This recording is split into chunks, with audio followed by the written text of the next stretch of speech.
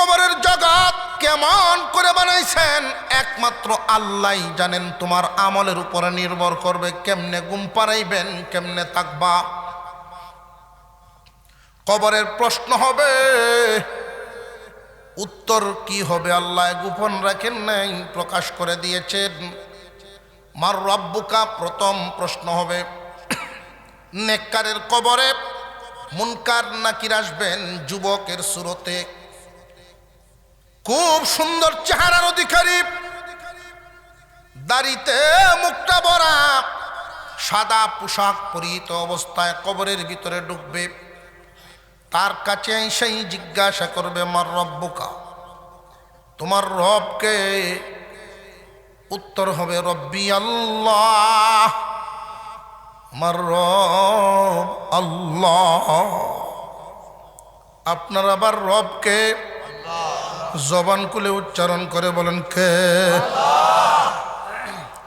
সবাই বলতে পারবে না, সবাই এই উত্তর দিতে পারবে না। উত্তর দিতে পারবে শুধু তারা 5 ওয়াক্ত নামাজে এই নামের জপাজপি করছে যারা।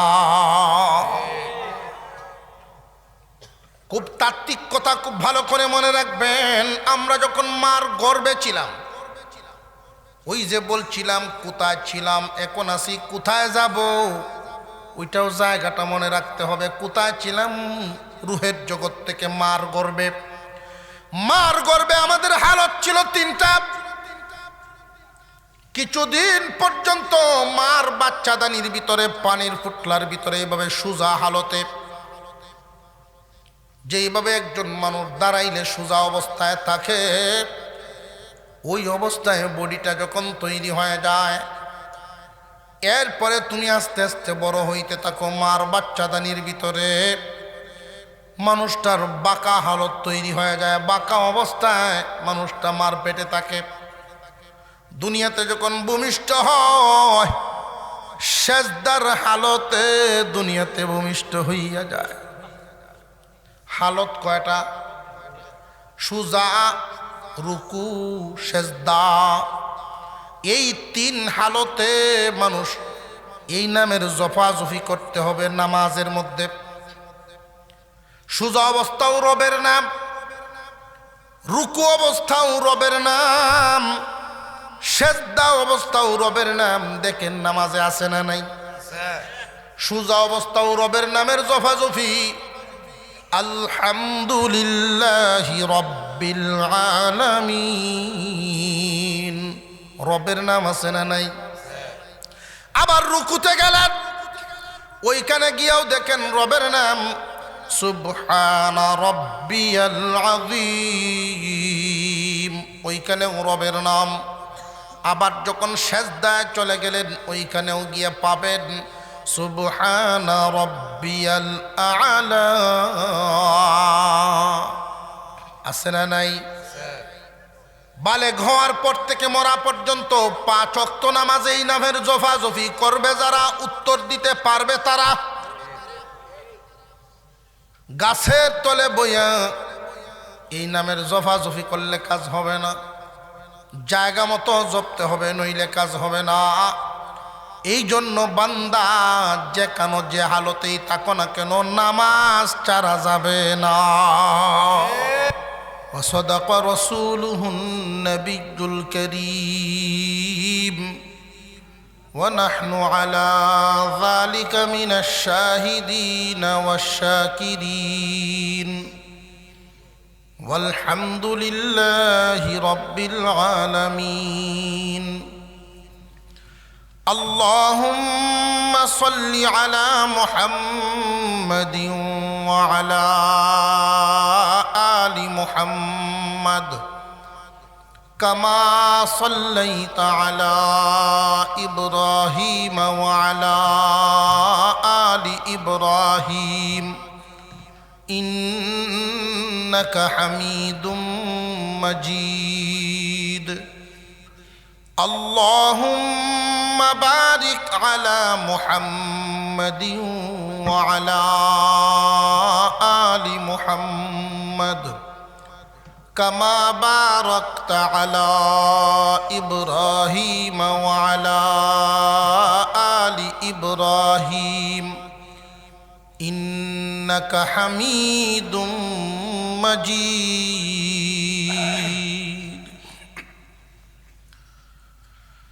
দিরাই তলবাউসী সন্তোষপুর যুব সমাজের উদ্যোগে আয়োজিত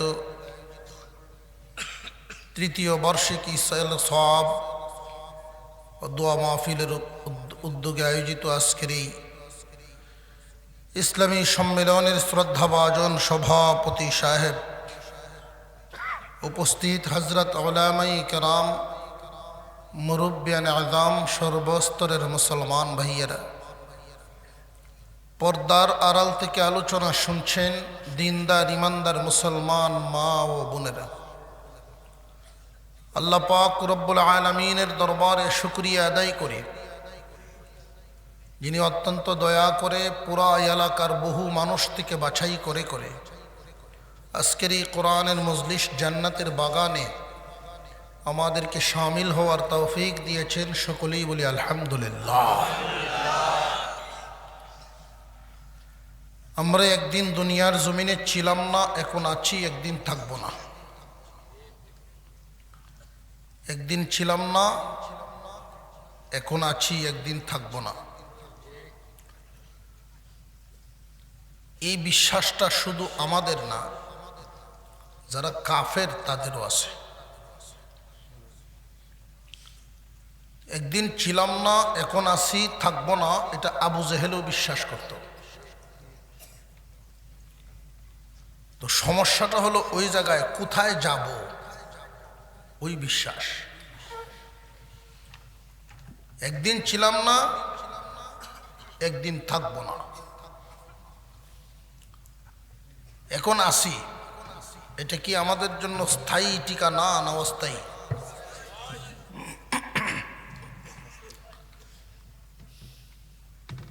একদিন ছিলাম না তখন কোথায় ছিলাম, যেদিন থাকবো না কোথায় যাব?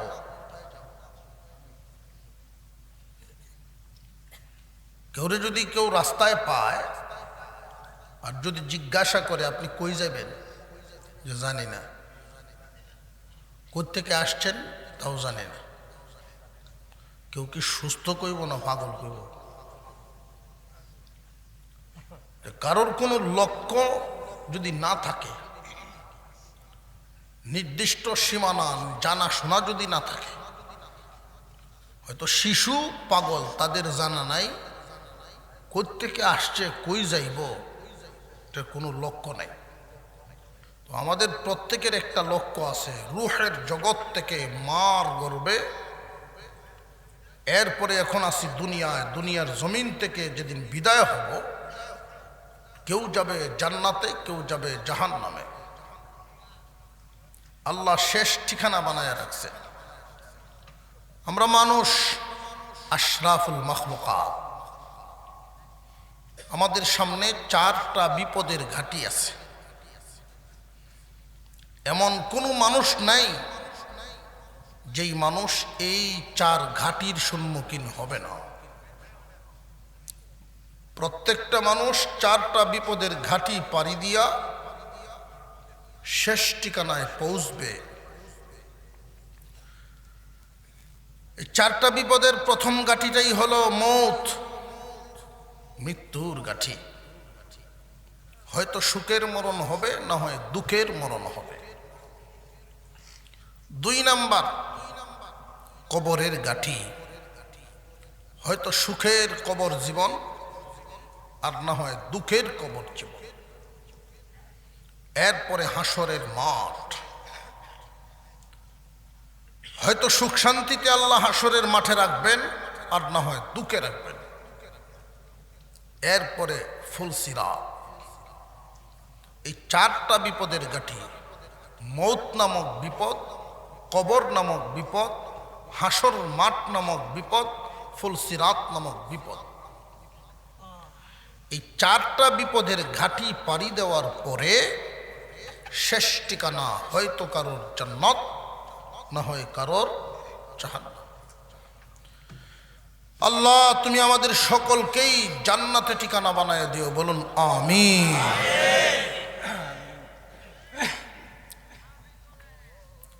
দুনিয়ার জমিনে আমরা অনেককেই অনেকভাবে সফল মনে করি, কাউকে বিফল মনে করি। তবে যার জমিন বেশি, পয়সা বেশি, তারই বেশি সফল মনে করি। যে আগে গরিব আসিন, দিন রাত খাটিয়া টিনের ঘরও আসিন না, টিনের ঘর বানলো। আরও জমিন আসিন না, জমিন রাখলো। ফোলাফান পড়াশোনা করায় চাকরি দিল। বাজারও ব্যবসা আসিন না, কয়েকটা ঘরের মালিক হয়ে এখন ব্যবসায়ী হইল। এই মানুষ সফল। আমরা সফলতার বিচার করি এইভাবে। এজন্য দেখছি আমরা কাছে অনেক সময় দোয়া ছায়া, হুজুর দোয়া করেন, কিচ্ছু আসিন না, এখন আল্লাহ বহুত কিছু দিছে। এই বিসরা এটি যে যা দেখতেছেন এটি আমার। আরও ফাসাল জমিন করছি, বাজারও 3টে ঘর করছি। ফুলাফানরে বড় করিয়া বেশাদি করাইয়া যার যার ঘর করে দিছি। এখন আর কোনো আশা নাই, খালি মরতাল্লে এলো। বোঝা যায় বিছনা বিছায় তো হুর বাড়ি যাবো আর ঘুমাইব, তার কথা এমন বোঝা যায় না। অথচ আল্লাহ কোরআনে কি বলেন আমি খুতবায় তিলাওয়াত করেছি। ওয়াইযাল কুবুরু বু'সিরাত আলিমাত নাফসুম মা কদ্দামাত ওয়া আখারাত। এমন একটা দিন আসবে আমরা কেউই দুনিয়ায় থাকব না। তাম পৃথিবী একদিন কিয়ামত হয়ে যাবে, ধ্বংস হয়ে যাবে। ইসরাফিল আলাইহিস সালাম সিংহায় ফু দিবেন। 6 মাস পর্যন্ত এই ফু শুধু বাজতেই থাকবে, বাজতেই থাকবে। 6 মাস সমপরিমাণ লম্বা হবে ইসরাফিল আলাইহিস সালামের ফুৎকার। এই ফুৎকারের আওয়াজে আস্তে আস্তে ধ্বংস হইতে হইতে, ধ্বংস হইতে হইতে কোনো কিছুই থাকবে না। সব যখন ধ্বংস হবে, থাকবেন শুধু একমাত্র আল্লাহ। কুল্লু মান আলাইহা ফান ওয়া ইয়াবকা ওয়াজহু রাব্বিকা যুল জালালি ওয়াল ইকরাম। সব ধ্বংস হয়ে যাবে, শুধু থাকবেন কে? জবান খুলে মোহাব্বতে উচ্চারণ করেন কে? একমাত্র থাকবেন আমার আপনার আল্লাহ।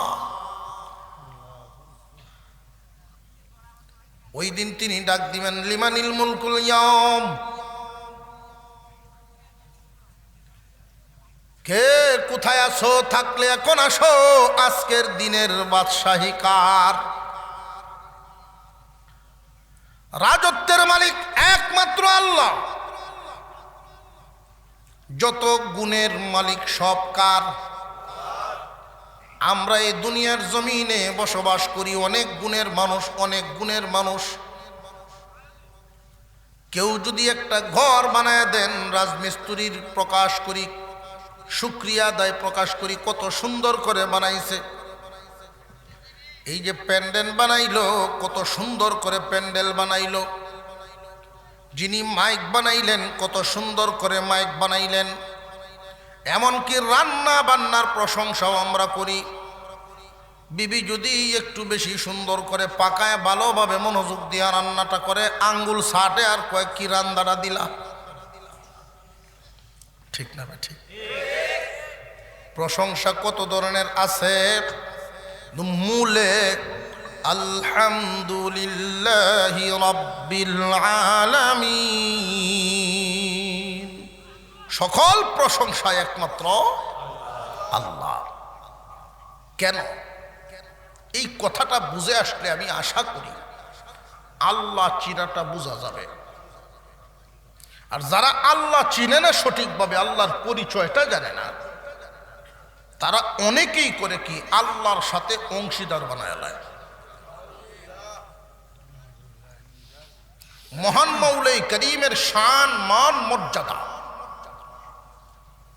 আমরা তাম দুনিয়ার কোনো মানুষ যদি আল্লাহর নাম নাও নেই, আল্লাহর মর্যাদা কমবে না।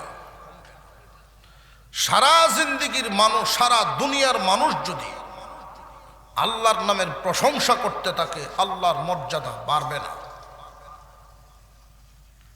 মহান মাওলাই করিম স্রষ্টা, বাকি সব সৃষ্টি। স্রষ্টা আর সৃষ্টির মধ্যে কিছু তফাত আছে। স্রষ্টা আর সৃষ্টির মধ্যে তফাত থাকতে হবে। যদি তফাত না থাকে তাহলে স্রষ্টা হইল কেমনে আর এই সৃষ্টি হইল কেমনে? স্রষ্টার আলাদা কিছু বৈশিষ্ট্য আছে। আবু জেহেলও আল্লাহ কইত, মক্কা নগরীতে আবু জেহেলও আল্লাহ কইত। হুজুরে আকরাম সাল্লাল্লাহু আলাইহি ওয়াসাল্লামকে জিজ্ঞাসা করছে, ও মুহাম্মদ, তুমি কোন আল্লাহর দাওয়াত দাও? আমরা যে আগে আল্লাহর দাওয়াত দিতাম, হে আল্লাহ কি হুশে না? তুমি নতুন আল্লাহর দাওয়াত দাও। আপনারা যেই খুদা মানেন, যেই আল্লাহ মানেন, আমার আল্লাহ এমন না। আপনার আল্লাহ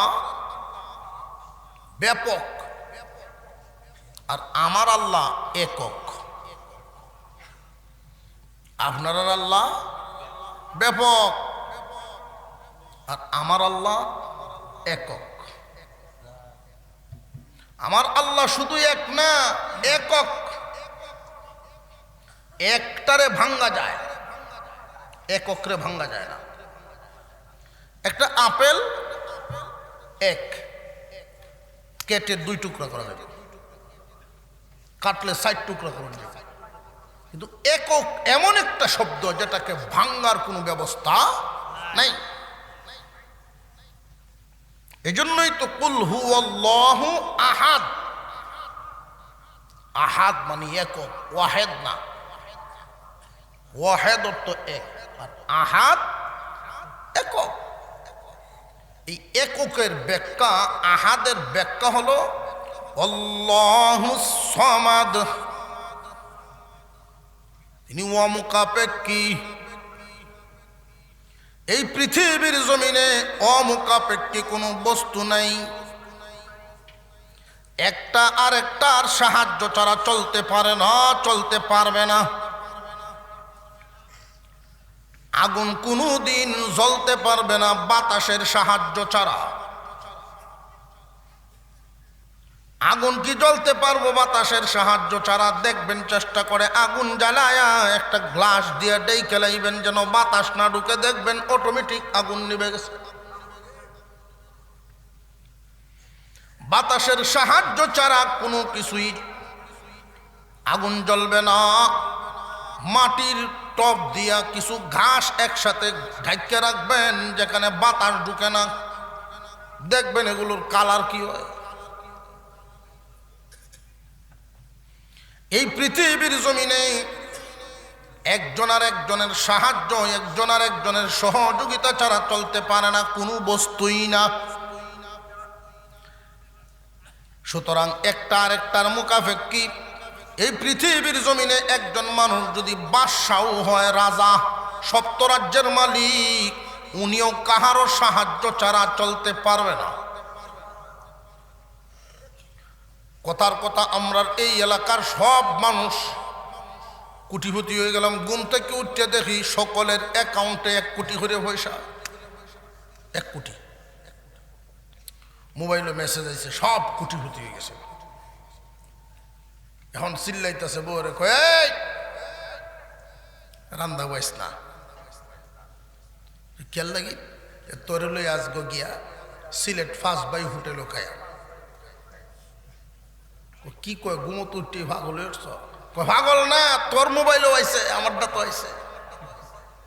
তুইও কোটিপতি, আম্বো কোটিপতি। এখন শুনিয়াই বউ মনে মনে কয়, আমিও যদি কোটিপতি হইয়া থাকতে তাইতে আর এই বেটার ঘর করতাম কেন?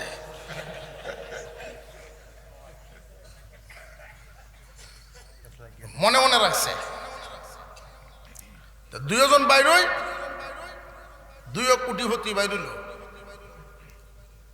তলবাসী সন্তোষপুর থেকে দিরাই যাওয়ার জন্য 8টে কয়জন যায়, গাড়ি লাগতো না, বাইরেছে। ডাক দিছে একজন, কয় তোর তো সিএনজি আছে, দিরাই রাস্তা দেয়। কয় আমার আগের রমিজুদ্দি ভাবব না, আমারও মেসেজ আইছে।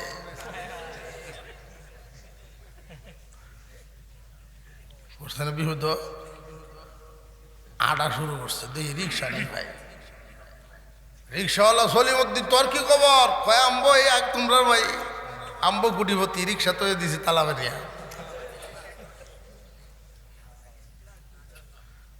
8টে যেমন লাগবো সিলেট, 4-5 ভাই দিয়ে খাওয়ান যেত না। লজায় আমরা তলবাসী বাজার হয়ে গিয়ে কিছু নি ভাই, খাওয়ান তো লাগবো। গিয়া দেখে কোনো দোকান খোলা নাই, সব দোকান বন্ধ। কেন? সব কোটিপতি। চলবো দুনিয়ায়, দুনিয়া চলবো না অচল। এজন্যই আল্লাহ কাউকে ধনী বানাইছেন, কাউরে গরিব বানাইছেন, কাউরে মধ্যবিত্ত। মহান মাওলার সৃষ্টিতে, মহান মাওলার কুদরতে কোনো বল আছে? আরো জোরে কর। আল্লাহ যদি সবাইরেই ধনী বানায়া দিতেন তাহলে দুনিয়া চলতো না। মহান আল্লাহ এক একজনরে এক এক লাইনে রাখছেন, এক এক হালতে রাখছেন, যেন একজন আর একজনের মুখাপেক্ষি হয়। সবজিওয়ালা সবজি বেচবো, সবজি বেচছে বাজার থেকে সার আনবো, সাবান আনবো, তেল আনবো, ভেজ আনবো। এই পৃথিবীর জমিনে একমাত্র অমুখাপেক্ষী কে? আবু জাহেল কয়, তুমি কোন আল্লাহর দাওয়াত দেওয়া? যে চাচা, আপনার আর আল্লাহ হইল ব্যাপক, আমার আল্লাহ একক। আল্লাহুস সামাদ, আপনাদের আল্লাহ পরনির্ভর আর আমার আল্লাহ স্বনির্ভর। পরনির্ভর কুদা আছে না নাই? কেউ হইছে বাঁশ নির্ভর, কেউ রড নির্ভর। আমি ছোটবেলায় গেছিলাম, দেখতাম টারবাইন বানায় না, দশরা ক্লাস 5-এ পড়ি, এই সময় 4-5-এ। অনেক মানুষই তো যায় দেখতো পূজা। আমার তো দেয় না, আমার ইচ্ছাটা হইলো সামনে এত সুন্দর সাজানো, শাড়ি টাড়ি হিন্দায় সাজাই দিচ্ছে, পিছনটাকে দেখতাম সেদিক দিয়ে কেমন দেখা যায়, যাওয়ার লাইন দেয়। ছোট মানুষ তো বাঁশের তলে দিয়ে আমি গেছি, গিয়ে যে জিনিসটা আমি দেখলাম, যদি আসলেই মূর্তির কোনো ক্ষমতা থাকতো তাহলে সামনে যা আছে, যে ফল ফুল দিতেছে, ভক্তি করতেছে, অচ্চং বচ্চং শুভতং শরণং গাচ্ছামি তো কইতাছে, লাত্তি দিল। কেন? সামনে দেখ কি পরিমাণ দেওয়া দিতেছস আর ভক্তি করতেছস, পিছে দে কামনা কি করছস?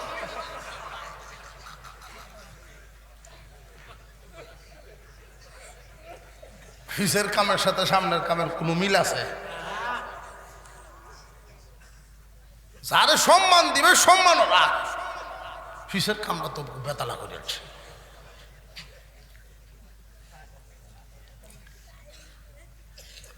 আপনাদের খুদা পরনির্ভর আর আমার আল্লাহ স্বনির্ভর। আল্লাহ পাক রব্বুল আলামিন শিখায়া দিছেন, ইয়্যাকা না'বুদু ওয়া ইয়্যাকা নাস্তাঈন।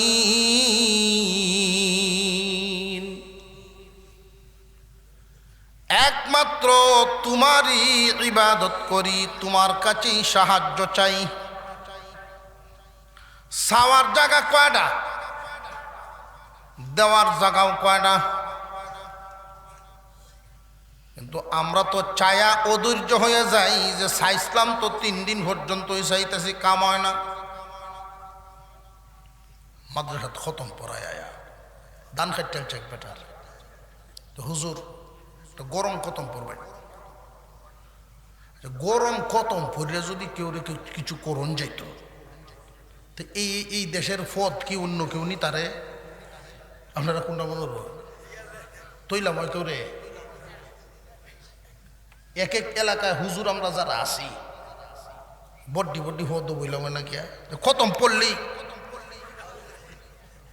ইলেকশনের কি দরকার আর মানুষের ভিসে ঘুরার দরকার কি? আমরা এমন এক তসবি লইয়ে বইলাম যে এই শেয়ারও আমরা ছাড়া কেউ গেলেই ডাইরেক্ট করে দেব। উপায় আছে এই বুঝটা কেন নাই মানুষের? খতম পড়ায় সকাল হুজুর গরম করো, গরম হইতো গরম, ধৈর্য ধরে মাদ্রাসায় আসছেন, মাদ্রাসায় সদকা করতেছেন, আল্লাহ যদি ভালো মনে করেন এর চেয়ে বড় মুসিবত থেকে আপনাকে হেফাজত করবেন। কেউ যদি কারোর ক্ষতি করে সে কি জিততে পারে? এর বদলা সে অটোমেটিক পাবে, অটোমেটিক আপনার খতম পড়ায় দেওয়া লাগতো না। দুপুরও জিগায় হুজুর উঠছিলেন হ্যাঁ খালি তল্লাশি লাগাইতেছে গ্রাম কি সব ঠিকঠাক আছে কিনা, না গ্রামও কোনো আউলা লাগছে গান দেয়া। কয়েকটা খবর হয়েছে জামাই বউ কাজে লাগছে, আচ্ছা দেখি কই লাগার যায় কাজটা, যদি দেখা যায় না বেশি না কতে আর এইটা হেঁটে না। কেমন বুঝেন মানুষেরা? অবশেষে 3 দিন পার হওয়ার পরে না বুঝছি হুজুররাও এখন আগের অ্যাকশন নাই, হুজুররাও আগের অ্যাকশন নাই।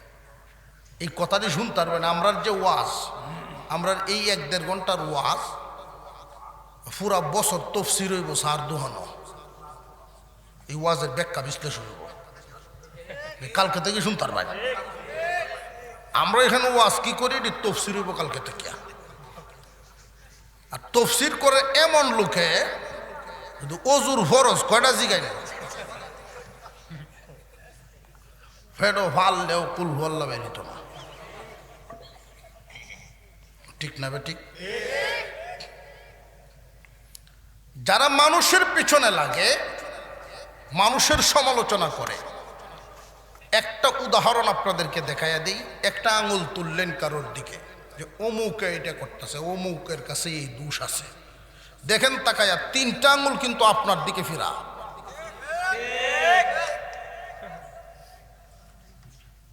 এই 3 আঙ্গুলে আপনাকে কয় 1 আঙ্গুল দিয়ে দোষী খুঁজো, এই দোষ 3 বার তোমার মধ্যে তালাশ করো, তাহলে যদি চরিত্রের পরিবর্তন হয়, আর নইলে দোষ খুঁজাতেই থাকবা আর নিজে হারায়া যাইবা, নিজের খবর নাই, ফরের নিয়ে সমালোচনা। এই সমস্ত মানুষের যদি শয়তানে পায়, ঘটনা একটা মনে আসছে কোয়েলতার তলবাউসি আইলে কেন জানি মনে হয় যে খুব আপনজন মানুষ, আমার দেশের হাওয়া লাগে তো এদিক দিয়া, কাছের মানুষ। এক বেড়ায় বেতালা এক মান্নত মেনে গেছে, তার মনের আশা যদি পুরো নয় শয়তান রে মিষ্টি খাওয়াই। আচ্ছা এমন মানা অমান্নত করে মসজিদ ও মাদ্রাসা কত হানো তো মানুষে মানে, শয়তান ফিরের মাজারও মিষ্টি লয়ে যাইব, শয়তান রে মিষ্টি খাওয়াইব। আল্লাহর কি রহমত, তার মনের আশা পূরণ হয়ে আসছে। পূরণ আসলে করছেন কে? এই জমিনে যা গোটার সব গোটে, বান্দা লড়িয়ে লাভ নাই। রুটিন করা তোমার জন্মের 50,000 বছর আগে, কোন বর্ণনায় 10,000 বছর আগে। তুমি কি খাইবা, কি ফিনবা, কয়দিন থাকবা, কই যাইবা, হোর বাড়ি কইব, বাচ্চা কটা হইব, ছেলে কটা হইব, মেয়ে কটা হইব, সব ব্যবস্থা আগে করা, ভুললে লাভ নাই। বান্দার কাজ সর্বহালতে আল্লাহর প্রতি খুশি থাকা। তোমারে হাওরে রাখছে, খুশি থাকো, আমি হাওরে খুশি, আল্লাহ আমারে এখানে দেখতেই ভালোবাসেন। কাউরে সুন্দর বানাইছেন, কাউরে কালো বানাইছেন, কাউরে লম্বা, কাউরে বাট্টি, যারে যেই হালতে রাখছেন মোবাইলে মাতে, মোবাইলে কোনো নলে মোবাইলে মাতলে আর একটু জোরে কইলে তো হেনতেই শোনা গেল যেন কইতাছে। যাকে যেই হালতে আল্লাহ রাখছে দেখবেন সবার বউ সমান না। মাইক এমনি ঘুরে ঘুরে গাড়ি মাইক খালি ঘুরে, মাইকটা সাইজ পাইতেছে না, এটা আমার ওজোর ফিরে দিয়েছে, বোঝা যায়। দেখবেন আলোচনা করে হারে অমুক কত ভালো মানুষ, আর বউটা যে মিলছে ও তো সরা, আর মেয়েটা কত ভালা, বউ ভাইছে একটা খান্না, জামাই ভাইছে খান্নাস, এরকম আছে না আলোচনা। আল্লাহ তারারও এই হালতে দেখতেই ভালোবাসেন। স্বামী যদি ভদ্র হয় বউ ভাইছে সরা, ভালো মানুষ বউ বালা না, মানুষে কয় কপালটা না। এই উসিলায় আল্লাহ তার মর্যাদা অন্য দিক দিয়ে বাড়াইয়া দিবেন। বুজুর্গের কাছে মুরিদরা গেছেন, হুজুর কই, বাড়ির সামনে গিয়ে সালাম দিছে, মুরিদের উদ্দেশ্য দোয়া চাইতো, হুজুর দোয়া করবেন স্বামী স্ত্রীতে যেন মিল থাকে, কুটিনাটি জিনিস লইয়া কাজে লাগিয়ে আমরা দোয়া চাইতে হিসেবে গেছে, গিয়ে সালাম দিছে বাড়ির সামনে, হুজুর সমস্যা কোনো কি করুন, যে ছাতাটা ঘুরাই দিলে আমার বাবা। আচ্ছা আচ্ছা, ওরা ওই দিক দিয়ে মাইক যারা চালাইতেছে হ্যাঁ তারা তারার মতো করে করবো না, আমরা এদিকে আমরা কাম চলতে থাকুক। ফিসা হুজুর বাড়ির ভিতরতে আওয়াজ আইতেছে, তোরা কি আর এই জগৎ ফির ফাইসলে না,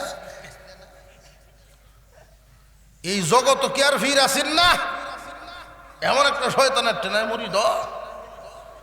মরি দেখো ইন্না লিল্লাহ। ফির সাহুজুর কই গেছ, দেখ গাকে তোরার ফির কই গেছে, আমিও বইছি আসবো আয়োক। কি সময় এক সপ্তাহ ধরে কইতাছি লাকড়ি নাই, তাই খালি মসজিদ আর আল্লাহ বিল্লাহ লইয়া আছে, আয়োক আসবো বড়। ফির সাহেবের কথা হালত দেখিয়া মুড়ি দেখো আমি যা কইতাম চাইছিলাম, যথেষ্ট ভালো আছি, যথেষ্ট ভালো আছি, আল্লাহর শুক্রিয়া। তো উনি গেছে পাহাড়ি এলাকায়, গিয়া দেখেন মুরব্বী পিসা হুজুর আসতেছেন, তবে আজীব ব্যাপার, বাঘের কান্দ লাকড়ির বুঝা,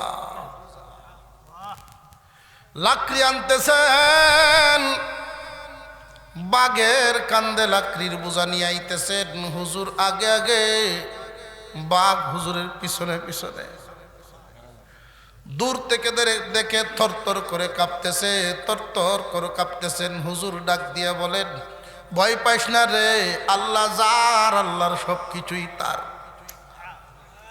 আর একটু জোরে কর না, তুমি যদি আল্লাহকে খুশি করো, আল্লাহ যদি তোমার হয়ে যায়, আল্লাহর সব তোমার হয়ে যাবে। হুজুর আপনার বাহিরে এত আপনার খেদমত করে, আল্লাহ এদেরকে বানাইছে নেই আমার খেদমত করার জন্য, তোমার খেদমত করার জন্য, মাখলুকের খেদমত করার জন্য। হুজুর আপনার ঘরের হালত তো খুব বেশি ভালো না, এমন কেন হয়? এমনি হুজুর বলেন, বুঝ জ্বালাইছি বাড়িতে গেছলে,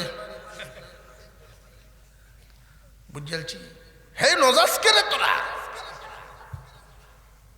আমি যখন মসজিদে থাকি হে নো আইবে, মাদ্রাসাত থাকি হে নো আইবে, হে নো কেন কেন যাস, কও কেরে আইসলা, হুজুর আইসলাম কেরে, আমার বুঝ হয়ে উঠছে, আমি যেটার লাগি না ইসলাম ভাই আলছি। তবে হুজুর আপনার ঘরের হালত দেখে মনে বড় দুঃখ পাইলাম, যদি অনুমতি দেন 3 দিনের ভিতরে নতুন বিয়ের ব্যবস্থা করি। নতুন বেহর, আচ্ছা এই বেটে যদি শুনে এই মুড়িদে বেহরা কিন্তু দৌড়ায় কই লাগাত নিব কয়,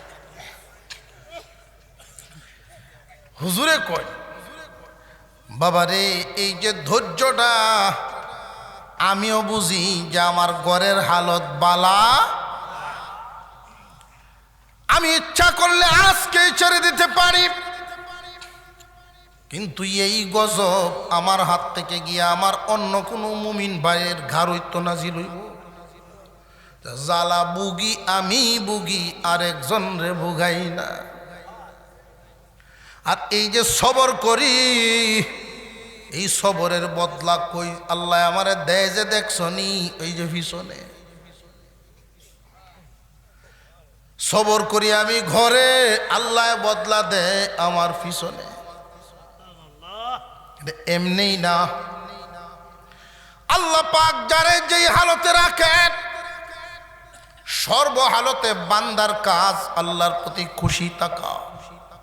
কাউরে ধনী বানাইছেন, কাউরে মধ্যবিত্ত, কাউরে গরিব বানাইছেন। এমন মানুষও আছে নিজের বলতে কোনো জায়গা নাই। এই দুনিয়ার জমিনে অনেক গরিবরা আফসুস করে, কেন ধনী হইলাম না, আল্লাহ ধনী কেন বানাইল না। অথচ হাসরের মাঠে অনেক ধনীরা আফসুস করবে আর চিৎকার করে বলবে, হায় হায় দুনিয়ায় কেন গরিব রইলাম না। বুঝে আসতেছে? দুনিয়ায় যদি গরিব থাকতাম, সবরকারী গরিব যারা, দুনিয়ার জমিনের সবরকারী গরিব যারা, এদের মাথায় আল্লাহ কুদরতি হাত বুলাইয়া দিবে। গরিব রে, তোরে আমি গরিব বানাইছি দুনিয়ার ভারসাম্য ঠিক রাখার জন্য। কাউরে ধনী, কাউরে মধ্যবিত্ত, কাউরে গরিব। তোরে যে আমি গরিব বানাইলাম, আমার বানানোর হালতের উপরে তুই খুশি থাকার কারণে রে বান্দা, আমি আল্লাহ খুশি হইয়া ওই ধনীদের 500 বছর আগে তোমারে জান্নাত দিলাম। 500 বছর আগে ধনীরা চিৎকার করবে আর বলবে, দুনিয়ায় গরিব কেন রইলাম না। তাহলে জাকাতের হিসাব দেওয়ান লাগলো না, হজ আমার উপরে চাপ তৈরি হইল না। তাহলে যারে আল্লাহ যে হালতে রাখছেন, হালতের উপরে খুশি থাকা বান্দার কাজ। দোয়া করানো, খতমাত পড়ানো, বলা মুসিবত থেকে বাঁচার জন্য। ইব্রাহিম আলাইহিস সালাম আল্লাহর একজন পয়গম্বর ছিলেন। ছেলেও নাই, মেয়েও নাই, বিবি ছিলেন 2 জন, একটারও সন্তানাদি নাই, একজনেরও কোনো সন্তানাদি নাই। ইব্রাহিম আলাইহিস সালাম হাঁটেন আর দোয়া করেন, দৌড়েন আর দোয়া করেন, সেজদায় দোয়া করেন, যায় নামাজে দোয়া করেন, রব্বি হাবলি মিনাস সালিহিন, রব্বি হাবলি মিনাস সালিহিন। আল্লাহ একটা নেককার সন্তান দাও, যেই সন্তান আমার পরে তোমার নাম লইব। কে তোমার নামের দাওয়াত দিব, কে তোমার নামের প্রচার করবে। আমার পরে কোনো মানুষ নাই, আমার বিঠায় কে বাতি জ্বালাইবে, আমারে কে কবরে নামাবে। আল্লাহ একটা নেককার আওলাদ দাও। আল্লাহর পয়গম্বর দোয়া করেছেন, 1 দিন নয়, 2 দিন নয়, 1 মাস নয়, 2 মাস নয়, 1 বছর, 2 বছর নয়, 13 বছর পর্যন্ত দোয়া করেছেন। 13 বছর পরে দোয়া কবুল হয়ে গেছে। কয় বছর? আর আমরা সকালে কইয়া দুপুর ওই কুজি আইসেনি। যদি না আইয়ে তখন হুজুরার হিসে লাগি। দেখছি আগের হুজুররা নাই, পরে আছে না নাই? আগের হুজুররা থাকবো কেমনে? ধার আছে। এখন এই দা সাতের ঘরের একজনে একটু দেশে দেখি, এটা নিয়ে উল্টা ফাল্টা কুবাইয়া কুলি ফালাই আনছে, আগের মতো ধরে না। আমরার হালত এই তো সুদে ঘুষে হুজুরের দাওয়াত দেয়, হুজুরের দাওয়াত দেনে খাওয়াইয়া দাঁড় বুতা উঠে আছে। দুষ কি হুজুরার না যারা গপ করে হেরার? কথা বুঝে আসতেছে? মুসলমান ভাইয়েরা, এই পৃথিবীর জমিন স্থায়ী না, চলে যেতে কোনো সন্দেহ আছে? আমি যে আয়াতে কারিমা তিলাওয়াত করেছি এই আয়াতের আলোকে কয়েকটা কথা বলি, আলোচনা শেষ। আল্লাহ বলেন, وَإِذَا الْقُبُورُ بُعْثِرَتْ عَلِمَتْ نَفْسٌ مَّا قَدَّمَتْ وَأَخَّرَتْ। যেই দিন তোমাদেরকে, যেই দিন সবাইকেই কবর থেকে উঠানো হবে, কবর থেকে যে উঠানো হবে এই বিশ্বাস আমাদের আছে না নাই? এটা ইমানি স্বীকারোক্তি, জবান বন্ধ করে রাখলে চলবে না, আছে না নাই? এরপরেও দেখছি অনেকের জবান লড়ছে না, যেমনে জামডি মারা আছিল, জামডি আর সুস্থ না। আর ইমান আছে না নাই এই কথাটা তো ইমানি স্বীকারোক্তি, কারণ এটা হলো ইমান। কবর থেকে যে উঠাইবেন ওইটা আমরা বিশ্বাস করি, আর আবু জেহেল করে না। একদিন ছিলাম না, এখন আছি, একদিন থাকবো না পর্যন্ত সবাই একমত। কিন্তু আবার যে কবর থেকে উঠাইবেন এই জায়গাত কেউ মানে, কেউ মানে না। যারা মানে ইমানদার, মানে না যারা ইমানদার। মুসলমান ইমানদার ভাইরা আমার, আল্লাহ পাক রব্বুল আলামিন যেই দিন আমাদেরকে উঠাবেন, হাসরের মাঠে দাঁড় করানোর সাথে সাথে আমরা দেখতে পারবো। কি জানবো, কি দেখবো? আল্লাহ বলেন, আলিমাত নাফসুম মা কদ্দামাত ওয়া আখারাত। আগে এবং পরের হালত সব জানতে পারবা। দুনিয়ার জমিনে যে থাইকা তুমি গল্প করতাম, মেয়েরা বিয়া দিলছি, বিশ্রা রাখছি, আউর কিনেলছি, গড় বানাইছি, এখন মরতাল্লি হইল। বান্দা তুমি কি পাঠাইছো ওই দিন তুমি দেখবা। দুনিয়াতে যার যত টাকা বেশি তার তত সফলতা বেশি, আখিরাতে যার যত নেকি বেশি সেই তত সফল বেশি। যার নেকি নেই তার সফলতাও। আল্লাহ পাক রব্বুল আলামিন কুরআনুল কারীমের এক আয়াতের মধ্যে ডাক দেন, ইয়া আইয়ুহাল্লাযীনা আমানু ইত্তাকুল্লাহ হাক্কা তুকাতিহি ওয়া লা তামুতুন্না ইল্লা ওয়া আনতুম মুসলিমুন। সত্যিকারের মুসলমান না হইয়া কবরে যায় না। এখন সত্যিকারের মুসলমান আমরা এখন যদি কই জলে কেলা কেলা সত্যিকারের মুসলমান আত্মহবল হইতলাম, কেউ রাত থাকবো। কিন্তু আসলে কি আমরা সত্যি মুসলমান হইতাম পারছি? মুসলমান আমরা সবাই, কিন্তু আমাদের বিয়ে শাদিতে মুসলমানই নাই। মুসলমান আমরা সবাই, আমার ব্যবসাত মুসলমানই নাই। গতকালকে আলোচনা করছি, ব্যবসাত ওজনে কম দেয়, মাপে কম দেওয়া দেওয়া আছে না নাই? মাপ হইল তিন জাতের, একটা পাথরের মাপ, একটা লিটারের মাপ, আর একটা পিতার মাপ। এই তিন প্রকারের মাপের মধ্যেই গন্ডগোল পাওয়া যায়। টেইলারের দোকানত মাপে গন্ডগোল, যে কোনো জায়গায় যাইবেন, দুধের দোকানও মাপের গন্ডগোল। 1 লিটার দুধ দেয় 4 কোট, 1 পোয়া, 1 পয়া 4 কোট, 1 লিটার 4 কোট। বাড়িতে মাফি 900 গ্রামও 1 লিটার হয় না। কিন্তু ঘটনাটা মাইর দেখাইলাম কই, মাইর খাইলাম পরে আরেকদিন কে দেখি আর যে কোটটা এটার তলা গাতা, ইহানো মাইর দেওয়া আছে না নাই?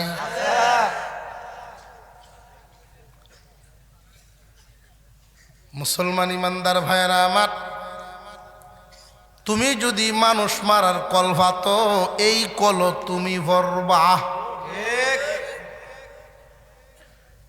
এই দুনিয়া চিরদিনের না যাওয়ান গা লাগবো,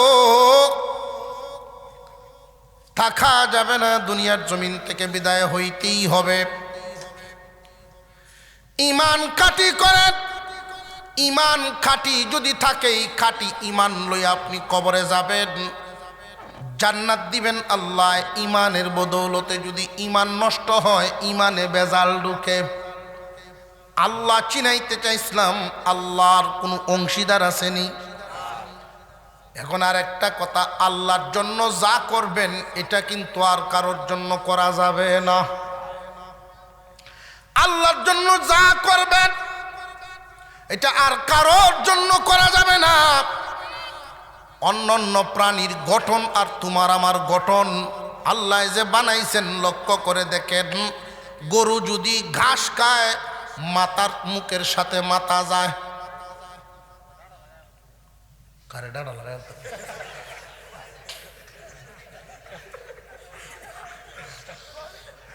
নারে তাকবীর। গুমডা লড়াই, মাঝে মাঝে গুমডা লড়াই।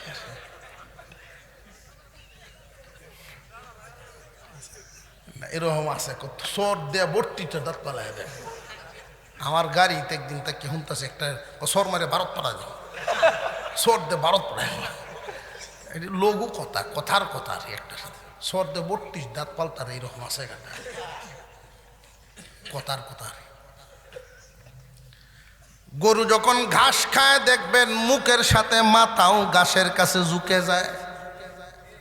মুরগি যখন খাবার খায় মুখের সাথে মাথাও যায়। কিন্তু আমি আপনি মানুষ, খাবারের সামনে মাথা ঝুঁকানো লাগে না। কি প্রমাণ, কি বুঝান আল্লাহ তাআলা এর দ্বারায়, বান্দারে তোর এই মাথাটা একমাত্র আমার সামনে ঝুঁকাবি, আর কারোর সামনে ঝুঁকাবি না, আমার সামনে ঝুঁকাবি। সমাজের মধ্যে ফিতনা লাগানোর কিছু মানুষ থাকে যুগে যুগে, সবাইরে সব লাইনে ধোঁকা দিতে পারে না। এই এলাকার মানুষ নরম মনের মানুষ, দিনী সুরতে অনেক মানুষ নেক সুরতে ধোঁকা দিতে আসবে, সাবধান। আমাদের এলাকায় একজন বাতিল একটা ফেরকা ঢুকায় দিয়েছিল। আপনাদেরকে উদাহরণ দিলেই বুঝে ফেলবেন যে এমন এমন নেক সুরতে ধোঁকা দেয়। চট্টগ্রামের একজন পীর সাহেব আছেন, হাটাজারি মাদ্রাসা পার হইয়া চিটাগাঙ্গের পীরামাদের এলাকায় আসেন। ডুল বাজনাও আছে এবং সেজদাও আছে। দলিল দেয় সেজদায় তাজিমি। ইউসুফ আলাইহিস সালামকে তার ভাইয়েরা সেজদা করেছিলেন, সেজদায় তাজিমি দলিল দেয়। ইউসুফ নবীর ধর্ম আর আমাদের ধর্ম কি সমান না বেশ কম আছে? নবী পরিবর্তনের সাথে সাথে অনেক বিধান পরিবর্তন হয়ে গেছে। যদি তাজিমি সেজদাটা কোনো ব্যক্তি ওই ধর্ম থেকে এই ধর্মে আনতে চায়, তাহলে ওই ধর্মের আরেকটা বিধান শোনায় দেই, আপন ভাই বোনে বিয়ে করা জায়েজ ছিল, সেটাও আনো। কথা বুঝে আসতেছে? আদম আলাইহিস সালাম নিজের ছেলে নিজের মেয়ে একসাথে বিয়ে দিতেন বংশ বিস্তারের জন্য। ইতিহাস শুনছেন না শুনছেন না? আগের বছরের ছেলে পরের বছরের মেয়ের সাথে, পরের বছরের মেয়ে আগের বছরের ছেলের সাথে বিয়ে দিতেন। এই বিধান কি আছে না বাতিল? আরো জোরে কর। সেজদায়ে তাজিমি সম্মানের সেজদা আপনার আমার পয়গম্বর এসে বাতিল করেছেন। যদি দেখেন কেউ আবার এটা ডাউনলোড করতে চায়, বুঝবেন নেক সুরতে শয়তান। নেক সুরতে শয়তানি একটা এলাকায় ফিতনা ঢুকায় দেওয়া তার কাজ। খুব সাবধান। এলাকার একটা আকীদা বিশ্বাস, এলাকার একদল মানুষ, সরল মনা মানুষ, এদের মাথায় এদের মগজে ভিন্নতা ঢুকায়া দেওয়া ঈমান নষ্ট করার নামান্তর। ইমানে যদি গন্ডগোল ঢুকায় খুব ভালো করে বুঝবেন, জাল টাকা নিয়ে যদি কেউ বাজারে যায়, টাকাটা চিরাফারা থাকলেও যদি খাঁটি হয় তার অপরাধ নাই, হয়তো চলতো না। কিন্তু জাল টাকা মচমচা হইলেও লাভ নাই। ইমান যদি জাল হয় খুব সমস্যা, খুব সমস্যা। জাহান্নাম হবে তোমার ঠিকানা। তোমার ইমানকে কাটি করো। কুল হু আল্লাহ সূরার একটা নাম আছে না নাই? নামটা কি? ইখলাস। ইখলাস শব্দের অর্থই হলো খাঁটি করা। ইখলাস শব্দের অর্থ কি? খাঁটি করা। তোমার ইমানকে নির্ভেজাল খাঁটি করো। একমাত্র আল্লাহ একক, আল্লাহর কোনো শরীক নাই। এই দুনিয়ার জমিনে অনেক মানুষ ইমান আমল এগুলো নিয়ে বরবাদির মধ্যে আছে, বরবাদির মধ্যে, দুঃখার মধ্যে আছে। আমি কয়েকটা জায়গা আপনাদেরকে ধরাইয়া দেই। আল্লাহর অস্তিত্বে যদি কাউকে শরীক করে তাহলে ইমান থাকে না। আল্লাহর অস্তিত্ব, আল্লাহ পাক রব্বুল আলামিন আমাদেরকে দেখেন, তবে চোখ লাগে না। উনার চোখ কেমন এটা উনি জানেন, কেমনে দেখেন উনি জানেন। আমরা চোখ ছাড়া দেখতে পারি না, আমরা চোখের মুখাপেক্ষী, কিন্তু আল্লাহ চোখের মুখাপেক্ষী না, উনি এমনিই দেখেন। আমরা ধরতে পারি, আল্লাহ ধরবেন, কারণ ধরার কথা যেহেতু আছে। কিন্তু আমরা ধরলে হাত লাগে, হাত ছাড়া ধরতে পারবো না। আর আল্লাহ ধরলে হাত লাগবে না, কেমনে ধরবেন উনি জানেন। আল্লাহর ব্যাপারে ধারণা রাখবেন, আল্লাহই আল্লাহ। একটু বাড়ায় দাও, আল্লাহই আল্লাহ। আল্লাহর সাথে কারোর তুলনা চলে না। অনেক মানুষ নবীজিকে হাজির নাজির মনে করে। আল্লাহর রসুলকে যদি কেউ হাজির নাজির মনে করে, হাজির নাজির এই সিফত একমাত্র আল্লাহর। নবীজিকে মর্যাদা দিবেন, সম্মান দিবেন। আমরা কি সম্মান দেই না? এই দাড়ি কেন রাখছি? আমরার কি শখ ছিল না যে আমরা অন্যদের মতো শেভ করি? রসুলের মহব্বতে খুব ভালো করে বুঝবেন, যে সমস্ত লোকেরা বেশি বেশি আশেকে রসুল বোঝায়, রসুল আশেকে রসুল বোঝায়, ওরার আশেকে রসুল হইল সিজনারি। বিশেষ বিশেষ দিন আইলে সিন্নি সুলাগ করিয়া দেখবেন ডাকডোল বাজায়া করে। আর সত্যিকারের আশেকে রসুল তারা তার বডি দিয়া রসুলের সুন্নত দিয়া সাজায় যারা। তার আমল, কাজ কাম, উঠা বসা সব কিছু যদি সুন্নত তরিকায় হয়। মান আহাব্বা সুন্নতি, নবীজির কথা, মান আহাব্বা সুন্নতি, যে আমার সুন্নতকে ভালোবাসে, ফাকাদ আহাব্বানি, সে আমাকে ভালোবাসলো। ঠিক, আমার সুন্নতকে ভালোবাসে না, আমার নীতিকে ভালোবাসে না। সুতরাং এই ভালোবাসার কোনো দাম নাই। খেতের আইলো বইয়া কেউ যদি কয় অমুক বাইরে ভালোবাসি, অমুক বাইরে ভালোবাসি, দারোগিয়া কইব তোরা কি ভালোবাসার লাগিয়ে রাখছি না খেত বাঁচতে রাখছি? ঠিক না বে? ঠিক।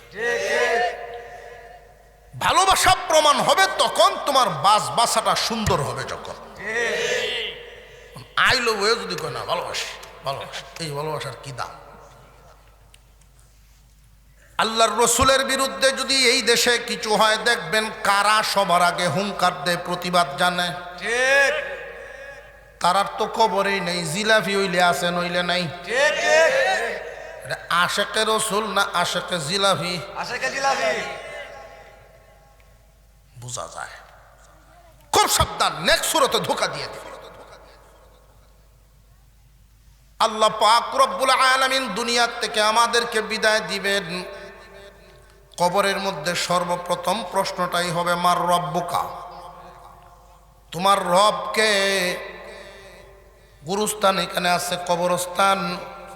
এলাকার সব মানুষের মানুষ, আত্মীয় স্বজন, বংশ বুনিয়াদ, কুচু না কুচু লাগে এখানে আছে।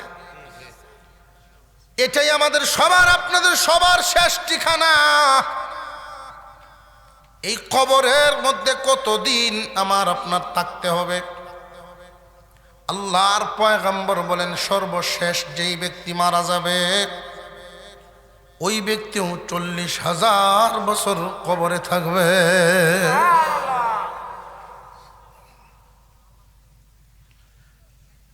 এই কবরের জগৎটা কেমন হবে? কারোর জন্য সুখের, কারোর জন্য দুঃখের। আল কবরু রাউযাতুম মির রিয়াজিল জান্নাহ আও হুফরাতুম মিন হুফারিন নার। কারোর জন্য সুখের, কারোর জন্য দুঃখের,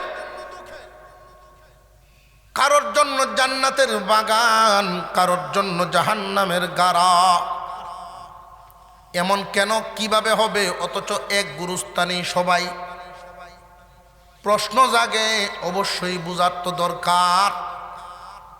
খুব ভালো করে মনে রাখবেন, একই ঘরে একটা রুমের ভিতরে দুইজন মানুষ ঘুমাইছে। অসুবিধা হইতেছে না তো? একই রুমে দুইজন ঘুমে। একজন স্বপ্নে দেখতেছেন সাপে তারে দৌড়ায়, বাঘে দৌড়াইতেছে, দৌড়ে ফেলে ফেলে জান ছেড়ে ধরতেছে, শরীর তার ঘামতেছে।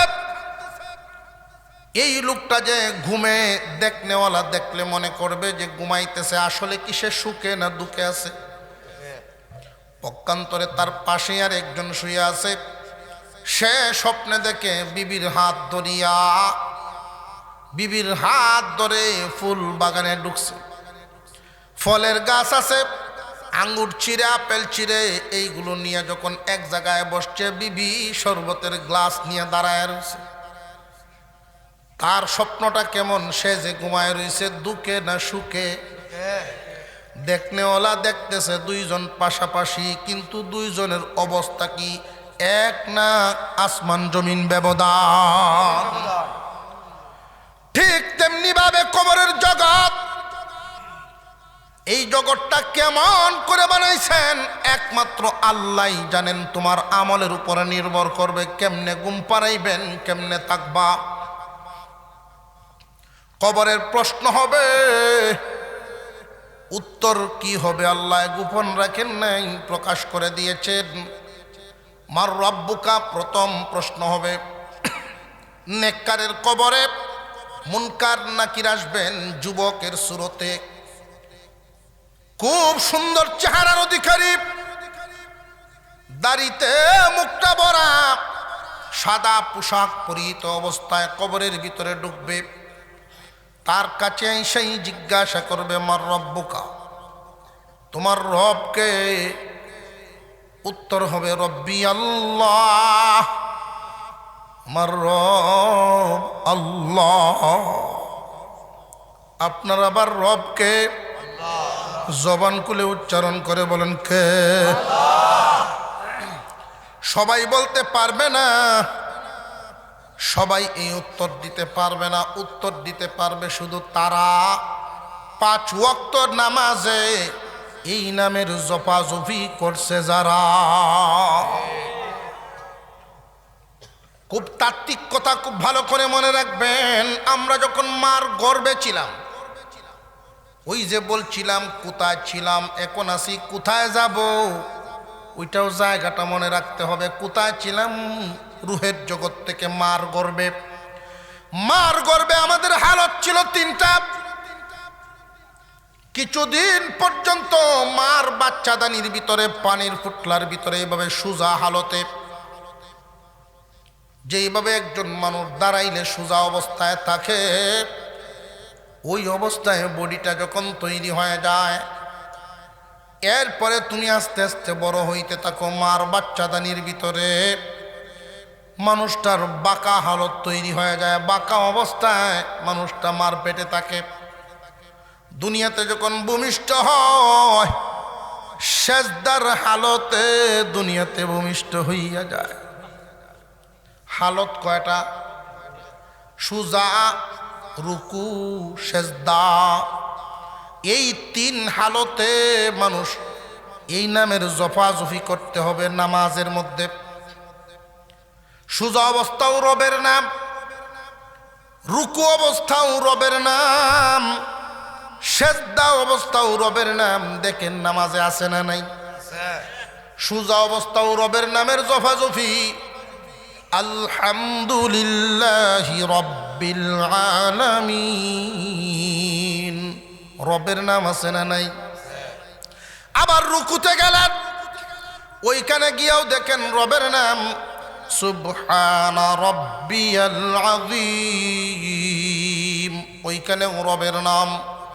আবার যখন সেজদায় চলে গেলেন, ওইখানেও গিয়ে পাবেন সুবহানা রাব্বিয়াল আ'লা।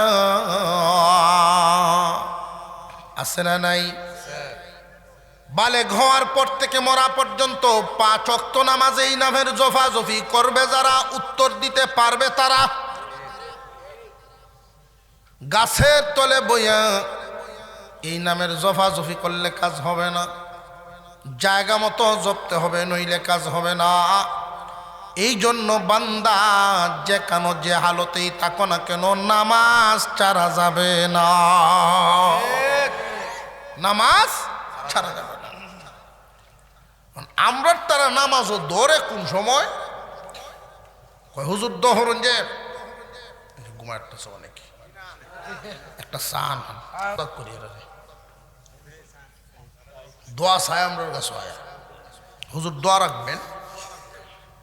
সব সাইডে দিছি, সব সাইডে দিছি, সব সাইডে দিছি দহরন যে এখন কিতা করুন আল্লাহ বিল্লাহ করি, আল্লাহ বিল্লাহ করে মসজিদ আল্লাহ বিল্লাহ করে সব সাইডে দিছি। আগে যাইতাম কি রস্তি দেখতাম, এখন আর যাই না। গেলে খেতে রাইলেতে গেলে ফিসলারে ভরিয়া দেখা, যদি হুয়ারে তে আর উত্তারে না, তখন ভুলা মানে কয় আব্বা আপনি আর আরো জানি না, জান লাগতো না, হাত পাও ভাঙ বগার দিই, পরে আরো দুঃখ দুর্দশা লাগবো, আপনি আরো জানি না। আসলে কি গৃহস্থী উনি ছাড়ছে না, উনারে গৃহস্থী ছেড়ে দিছে। ব্যবসা অর্থ বাজারে সবচেয়ে বড় ব্যবসা জমজমার দোকান।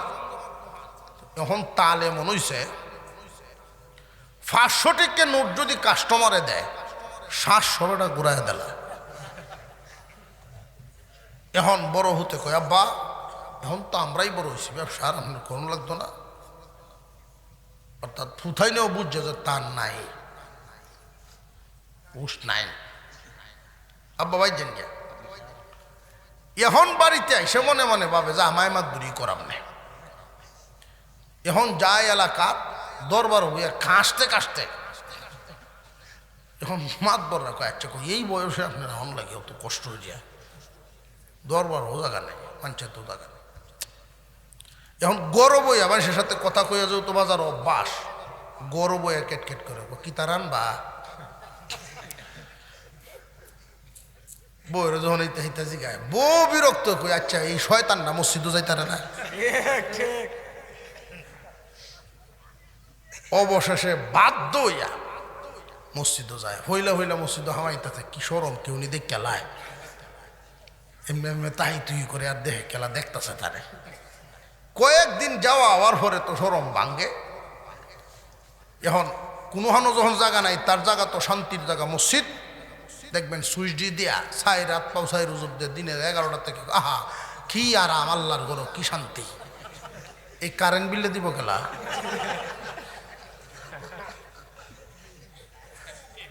নামাজি মুসল্লিদের জন্য কারেন্ট বিল মসজিদ কমিটি বাজেট করছে, নামাজিদের জন্য ফ্যানের আরাম বাজেট করছে। মসজিদে 11টার সময় হত্যা কর কি কি আরাম, আল্লাহর গরো কি আরাম। এরকম আছে না নাই? ইমাম সাহেবরে কয় আপনি যাইন গে কই, নামাজ ভরায় ভরায় যাইন গে কই আপনি, আমরা সারাদিন মসজিদে থাকি, আমরাও মুসল্লি, আপনি ইমাম, আপনি থাকবাই। ইমামে কাছে কই এই গজব অবশেষে আমার উপরে নাজিল হচ্ছে। ইমামের পিছে লাগে এরকম অনেক আছে, সারা জিন্দেগি খাটাইছে বাহিরে, এখন গিয়ে হামাইছে ভিতরে, ইমামের পিছে লাগিয়ে বয়। আছে না না এরকম? দেখবেন দান বাক্সত মাঝে মাঝে সিরা টেহা পাওয়া যায়। এই সিরা টেহাডি কোনো জিনে দেয় না, মানছে এটা হইল কোনো দুহানো যখন চলে না আল্লাহরে দেখছে। এই মানুষগুলোর একই হালত, কোনো হানো যখন চলে না জিন্দিগির এই অংশটা আল্লাহরে দেখছে। সময় মতো দেওয়ান, সময় মতো। যুবক যদি সেজদা দেয় নাকের গরম শ্বাস আল্লাহর কুদরতি পায়ে লাগে। আল্লাহ ডাক দিয়া বলেন, যুবক কি চাও, কি চাও? ফেরেশতারা রে যুবক আমারে সেজদা দিছে, বলো তো কেন? আল্লাহ এই যুবক ইচ্ছা করলে এই নামাজের সময়টা গান শুনে কাটাইতে পারত, বন্ধুদের সাথে আড্ডা দিয়ে কাটাতে পারত, যে কোনো আকাম কুকামের মধ্যে লাগায় দিতে পারত, মনের চাহিদা পূরণ করতে পারত। কিন্তু আপনার ভয়ে, আপনার হুকুম পালনের জন্য সেজদায় লুটায় পড়ছে। আপনাকে খুশি করে জান্নাত পাবে বলে সেজদা দিয়েছে। বান্দা যখন সেজদা দেয়, রে ফেরেশতারা কেন সেজদা দিল আমার বান্দায়? ফেরেশতারা জানায় দেয় সে যে ভুল করেছিল, গুনাহ করেছিল, জাহান্নামের ভয়ে জান্নাতের আশায়। যুবক যখন সেজদা দেয় আল্লাহ খুশি হইয়া বলেন, আমার বান্দা আমার অতি নিকটে আসার কারণে আমি তার গুনাহ মাফ করে দিলাম।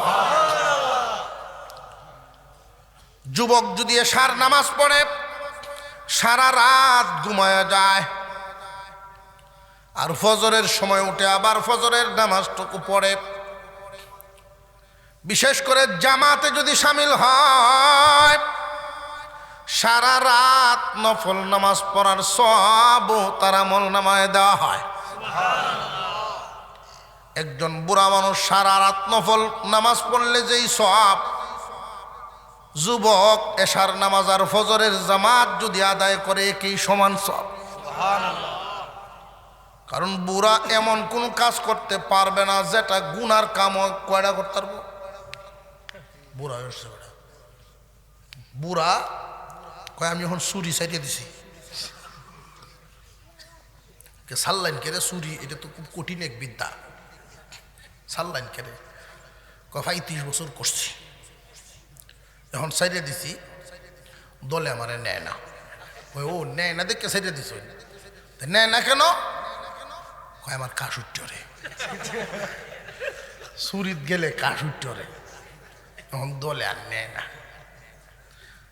আহা, চুরি কি বেটা ছাড়ছে না, চুরি হেরে ছাড়ছে।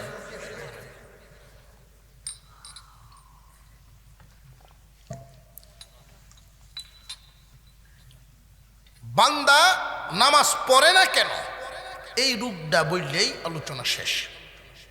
কেন পড়ে না? বেশিরভাগ মানুষ কবরে শুইতে হবে এখানে আইলেই মনে হয়, সকলেই জানে এটা, ঠিক না বেঠিক? মানুষের ভিতরের হালত সবার সমান না, সবার ঘরের লাইটের হালত, সব লাইটের পাওয়ার যেমন সমান না, মানুষের ঈমানের পাওয়ারও সবার সমান না। আল্লাহর রাসূল এক হাদিসের মধ্যে বলেন, قال النبي صلى الله عليه وسلم إن الذي ليس في جوفه شيء من القرآن كالبيت الخريب। আল্লাহর রাসূল বলেন, যার ভিতরে কোরআনের কোনো অংশ নাই তার ভিতরটা বিরান ঘরের মতো। বিরান ঘর এমন ঘরকে বলা হয় যেখানে ঘর আছে ঠিক মানুষ থাকে না, ঘর আছে মানুষ নাই, এমন হালতে এই ঘরে বিভিন্ন ধরনের প্রাণীরা বসবাস করবনি না, করতো না। মাকড়সায় জাল বানাইব, টিকটিকির বাসা হইব, ঠিক না বেঠিক? ঠিক তেমনি ভাবে একজন মানুষের ভিতরে যখন কোরআন নামক নূর না ঢুকানো হয়, তার ভিতরে শয়তান বসবাস করে, বিরাজ করে। চতুর্মুখী যে ষড়যন্ত্র আমরা দেখতেছি, লক্ষ্য করে দেখেন, অমুসলিমরা যত ষড়যন্ত্র করে মুসলমানদের বিরুদ্ধে, ষড়যন্ত্র কি একমুখী না বহুমুখী? মুসলমানদের বিরুদ্ধে বহুমুখী ষড়যন্ত্র চলতেছে, তবে সব ষড়যন্ত্রের লক্ষ্য উদ্দেশ্য একটাই। লক্ষ্য উদ্দেশ্য কিন্তু একটাই। এটা তলবাউসী সন্তোষপুরবাসীকে আমি শোনায়া যাই।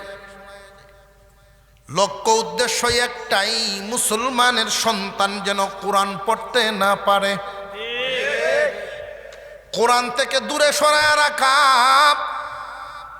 মুসলমানদেরকে যদি তারা কোরআন থেকে দূরে সরায় রাখতে পারে, তারা সফল, মুসলমান বিফল। কারণ মুসলমানরা উন্নতি লাভই করবে কোরআনের মাধ্যমে। সমস্ত নবীগণ দুনিয়ার জমিন থেকে বিদায় হয়ে গেছেন, যার যার মুজিজাও নিয়ে গেছেন। ঈসা আলাইহিস সালামের মুজিজা ছিল মাটি দিয়া পাখি বানায় যদি ফু দিতেন, ওই পাখি জিন্দা হয়ে উড়াল মারত। আপনারা ভাবে বোঝা যায় হুজুর আউরও আমরাও বানাই, ফু দিয়ে উড়ে। কোন গুরুস্থানের পাশে দাঁড়ায় আল্লাহর পয়গম্বর যদি কুম বিইذনিল্লাহ বলতেন, সাথে সাথে মুর্দা জিন্দা হয়ে দাঁড়ায় যাইতেন। ঈসা আলাইহিস সালাম বিদায় হয়ে গেছেন, ওনার মুজিজাও বিদায়। মুসা আলাইহিস সালাম হাতের লাঠি জমিনে ফেলাইতেন, অজগর সাপ, বিশাল আকারের সাপ হয়ে যেত। একটা টুট মাটিতে আর এক টুট ৮০ হাত উপরে, এমনও হয়েছে। ৮০ হাত উপরে কেন? যে ফেরাউনের সিংহাসন ৮০ হাত উঁচা, মাফে মাফে যে তো সোজা ঢুকে যায় টাকা। এই সুরত যেদিন হয়েছিল এক কেলায় ৪০ দিন পর্যন্ত খালি হতলা হয় নাই করছে এক ভয়ে। লাঠি মার্কা সাপ, এরকম সাপ তো দেখছে জীবনে দেখছেন। মুসা আলাইহিস সালাম বিদায়, মুজিজাও বিদায়। একমাত্র মুহাম্মদুর রাসূলুল্লাহ সাল্লাল্লাহু আলাইহি ওয়াসাল্লামকে আল্লাহ পাক যেই মুজিজাগুলো দিয়েছেন, সমস্ত নবীকে মিলিয়ে যেই পরিমাণ মুজিজা দিয়েছেন, আপনার আমার পয়গম্বরকে এর চাইতে বেশি মুজিজা একাই দিয়েছেন। সমস্ত মুজিজা রাসূল নিয়ে গেছেন, সবচেয়ে বড় মুজিজা রেখে গেছেন কুরআন। কুরআনুল কারীম আল্লাহর পয়গম্বরের সবচেয়ে বড় মুজিজা। সব পরিবর্তন হয়ে গেলেও কোরআনের হরফ কেউ পরিবর্তন করতে পারবে না। আর উম্মতে মুহাম্মাদির জন্যই কোরআন রেখে গেছেন। আল্লাহর রাসূল বলেন, তারাকতু ফীকুম আমরাইন লান তাযিল্লু মা তামাসসাকতুম বিহিমা কিতাবাল্লাহি ওয়া সুন্নাতা রাসূলি। হে ইমানদার মুসলমান, আপনার আমার পয়গম্বর ঘোষণা করে গেছেন, তোমাদের জন্য আমি ২টা নিয়ামত রেখে গেলাম। এই নিয়ামতগুলোকে যদি আঁকড়ায় ধরে রাখতে পারো, কোনো জাতি তোমাদেরকে কাঁদাতে পারবে না, তোমাদেরকে কষ্ট দিতে পারবে না, দুঃখ কষ্ট থাকবে না, লাইনচ্যুত হবে না। কোরআন সুন্নাহ, কোরআন এবং সুন্নাহ, আল্লাহর কালাম, নবীজির হাদিস, আল্লাহর কালাম, রসুলের সুন্নাহ, এই দুই দৌলতকে যারা আঁকড়ায় ধরবে, দুনিয়া আখিরাত উভয় জাহান সফল হবে। আফসোসের সাথে বলতে হয়, মুসলমান এখন কোরআন থেকে কত দূর। কোরআনের মর্যাদা পর্যন্ত মুসলমানের অন্তরে নাই। মক্তবের হুজুর যদি খবর দেয়, তোর আব্বারে কইস রে কালকে তোরে কোরআনের সবক দিব, বাচ্চায় গিয়া বাড়িতে কইছে, আব্বা আগামীকাল কুরআনুল কারীমের সবক দিবেন হুজুর আমারে। বাবাই যদি কদর বুঝতেন, আমার সন্তান আল্লাহর কালামের সবক পাবে, আল্লাহর কালামের সবক পড়বে, এটা যদি বাবাই বুঝতেন তাহলে খুশিতে আত্মহারা হয়ে যাইতেন। মানুষ বালেগ হওয়ার আগ পর্যন্ত আমল নামার কোনো খাতাই নাই, কিন্তু এর আগ পর্যন্ত যে কোরআন পড়বে এই সব যাবে কই? মা বাবার আমল নামায়। এই কদর যদি বাবাই বুঝতো কতই না খুশি হইতো। না বুঝার কারণে করে কি? কয় বুঝছি তোর হুজুরে কেড়ে কইছে, মনে হচ্ছে 50টা টিয়ার লেগে। তো পরের দিন 1 কেজি কাটা গজা আর একটা 50 টাকা নোট হেরা তো দিয়ে দিছে। এটা নিয়ে দিস, তুমি যাইতা কইছি, তুই বুঝতে না, তুই বুঝতে না, আমি বুঝছি, এটা নিয়ে দিস তুই। আর ছেলে স্কুল তো আয়া কইছে, আব্বা মঙ্গলবার দিন অনুষ্ঠান আছে, স্যারে কইছে তুমি যাইতা। স্যারে আমার কথা কইছে, হের তো কইছে না এই জায়গায়। হ্যাঁ তোমার নাম কয়ে কইছে, এমনি তোমা কই তোর মা? আমার সার দোয়া আছে না গো, কবর লইছে। হ্যাঁ 20 উঠছে আপনি দোয়া না তাহলে দেও সাবানটা সারটা নিজে করছে, স্ত্রী ফিরে আনবো। পরের দিন থেকে 9টার থেকে রেডি, বিড়ি খায় আর খালি সময় দেয়, কুম্বলা যাই বয়েন আগের কাতারও রেডি। মুসলমান যদি মুসলমানের কদর না বুঝতো, আমরা সবাই মুসলমান হাত তুলাম, কোরআনের মর্যাদায় অন্তরে নাই। কোরআনের মর্যাদা যার কাছে নেই, আল্লাহর কাছেও তার মর্যাদা নাই। যেই ব্যক্তি আল্লাহর কালামকে সম্মান দেন, আল্লাহর কালামকে মর্যাদা দেয়। বিশরে হাফিজ মদখুর মদ্যপ ছিলেন এক সময়, পুলিশ কনস্টেবল, পুলিশের চাকরি করেন, মার বড় খেদমত করেন, মার বড় খেদমত করেন। মা দোয়া করতেন, আল্লাহ তুমি আমার বিশর রে হেদায়েত দিয়ে দাও, সহি বুঝ দাও, তুমি তারে তারে লাইনে আনো। বিশরে হাফি একদিন কুরআনুল কারীমের একটা পাতা পাইছিলেন রাস্তায়, রাস্তায় যেন পড়ে রয়েছে, লম্বা চোরা কোনো আয়াত না। বিসমিল্লাহির রহমানির রহিম, কুরআনুল কারীমের একখান আয়াত। এই কাগজখানা নিয়ে ধুলাগুলো সরাইছে, তার ভিতরে আঘাত লাগে গেছে, আমার আল্লাহর কালামের আয়াত রাস্তায় পড়ে রয়েছে। আল্লাহর কালামের আয়াত রাস্তায় পড়ে আছে, বিশরে হাফির অন্তরে আঘাত লাগছে। এই আয়াতের টুকরাটুকু কাগজখানা নিয়ে রুদ্রের মধ্যে বৈশা রইছে, কাগজটারে ভালো করে শুকাইছে যেন একটা ধুলাও না থাকে। সাথীরা ডাকতেছে, আয় বসবি না, বসবি না। না রে, আমার মনটা কেমন জানি করতেছে, আমি ওইখানে আর যাব না, তোমরা যাও। একসাথে গোল বৈঠকে বৈশা যে আমরা একসাথে মদ খাইতাম, আসবি নাকি? যে না আজকে আসবো না, আমার মন কেমন জানি করতেছে, তোমরা যাও। আল্লাহ পাক রব্বুল আলামিনের কোরআনের একখানা আয়াত, প্রসিদ্ধ আয়াত, বিসমিল্লাহির রহমানির রহিম। এই আয়াতখানা পায়া এত কদর দিলেন, মনটা এত ধাক্কা লাগছে, আল্লাহর কালাম অপমানিত হবে কেন? এই কাগজের টুকরাটাকে সম্মান দেওয়ার কারণে আমার আল্লাহ বিশরের প্রতি খুশি হয়ে গেছে। ইমানের নূর বাড়াইতেছেন, ইমানের নূর বাড়াইতেছেন। এই কাগজের টুকরাটা লইয়া সুজা বাজারে চলে গেছেন। বাজারে গিয়া ওনার কাছে যতটা টাকা ছিল সবটা টাকা দিয়া বলছেন, উন্নত মানের চামড়া দিয়া একটু প্যাকেট করিয়া দাও, একটা কভার বানাইয়া দাও।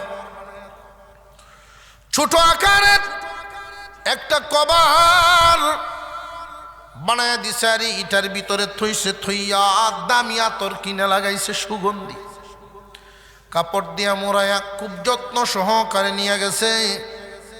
ঘরে যখন ঢুকতেছে বিশরের আম্মা বলেন, কিরে বিশর, এত সকালে তো তুই ঘরে আসস না রে বাবা? মাগো, মনটা বড় চাপ লাগছে আমার। কেন রে ফুত, কি হইছে? এই কুরআনুল কারীমের একখান আয়াত আরবি লেখা দেখছি, আল্লাহর কোরআনের আয়াতের একটু অংশ রাস্তায় পড়েছিল, আমি উঠায় আনছি গোমা। বিকালবেলায় রুদ্রে শুকাইছি, ধুলাবালি সব পরিষ্কার করে আমি বেটন করে নিয়ে আইছি গোমা।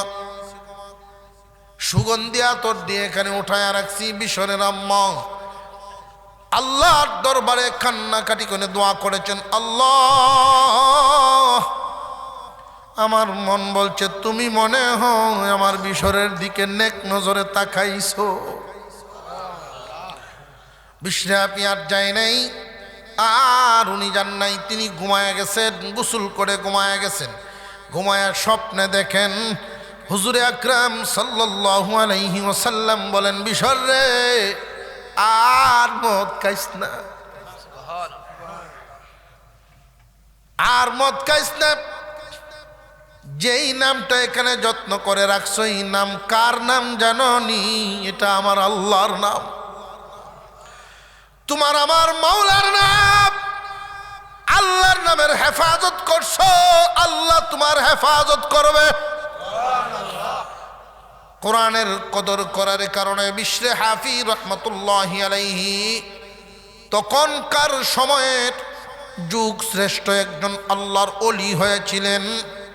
এমন হয়েছিলেন বড় বড় আলেমগণ পর্যন্ত উনার কাছে যাইতেন সহবত পাওয়ার জন্য। কিসের বদলতে? কোরআনের তাজিম, কোরআনের মোহাব্বত, কোরআনকে সম্মান দেওয়ার কারণে।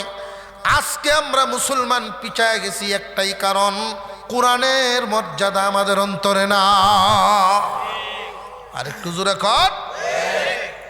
কোরআনুল কারীম ঘরে ঘরে তেলাওয়াত হইতো, ঘরে ঘরে তেলাওয়াত হইতো কোরআন। এমন একটা সময় ছিল ঘরে ঘরে সবাই না পারলেও দুই চার বাড়ির ময় মুরব্বীরা কোরআন শরীফ পড়তো।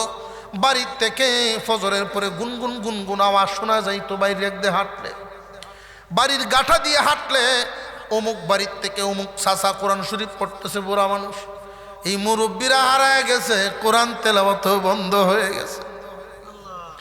মুসলমানের ঘরে আল্লাহর কালামের তিলাওয়াত নাই। আল্লাহর রহমত কেমনে পাই বাবান্দা? আল্লাহর রহমত আসবে, আল্লাহর রহমত তো আসবে যদি তোমার ঘরে আল্লাহর কালামের তিলাওয়াত হয়। কারা কারা কোরআন শরীফ তিলাওয়াত করতে পারি একটু হাত তুলেন তো দেখি। কারা কারা পারি? এটা লজ্জার কোনো বিষয় না। যারা পারেন তুলবেন, পারেন না তুলবেন। আলহামদুলিল্লাহ, আলহামদুলিল্লাহ, আলহামদুলিল্লাহ, আলহামদুলিল্লাহ। আল্লাহ পাক এই যে নিয়ামত দান করেছেন, কোরআনের সাথে চোখের মিল করেন। দেখবেন একজন মানুষ আরেকজন মানুষের সামনে যখন দাঁড়াই, তখন তার বডির ছবিটা চোখের পুতলির ভিতরে দেখা যায়। যায়নি না? যায় না? আপনি যেই চোখগুলো দিয়ে আল্লাহর কালাম দেখবেন, কালামের হরফগুলো আপনার চোখের ভিতরে দেখা যায়। যেই চোখের ভিতরে মোহাব্বতে কালামের নকশা বসায় দেয়, এই চক্ষু আল্লাহ জাহান্নামে দিবেন না। অনেক বড় বড় আলেম উলামা এই জগতে ছিলেন, সকাল বিকাল আল্লাহর কালাম তিলাওয়াত করতেন, কালাম তিলাওয়াত করতেন। কোন একজন বাবা তার সন্তানকে সম্পদ দিতে পারুক আর না পারুক, যদি কোরআন শিক্ষা দিবার পারে সবচেয়ে বড় নিয়ামত দিল। মুসলমান ইহুদি খ্রিস্টানদের টার্গেট হলো মুসলমানকে কোরআন থেকে দূরে সরায় রাখা। আর উম্মতে মুহাম্মাদির কাজই হলো উম্মতের মুহাম্মাদির কাজই হলো উম্মতকে কোরআন শিক্ষা দেওয়া। যারা কোরআন তিলাওয়াত করতে পারেন নাই আল্লাহর কাছে কানবেন আর কানবেন। দেওবন্দের একজন বড় হুজুর ছিলেন, বড় হুজুর, প্রত্যন্ত অঞ্চল, গ্রাম, বিশাল হাওর অঞ্চল, যেই হাওরের মাঝখানে আর কোনো গ্রাম নাই, একটা পাড়া উঠছে। এই পাড়াটার মধ্যে একজন মানুষ মারা গেছে, যেই পাড়াটার মধ্যে এমন কোনো লোক নেই জানাজার নামাজ পড়াবে, গোসল দিবে, এমন একজন মানুষ নেই।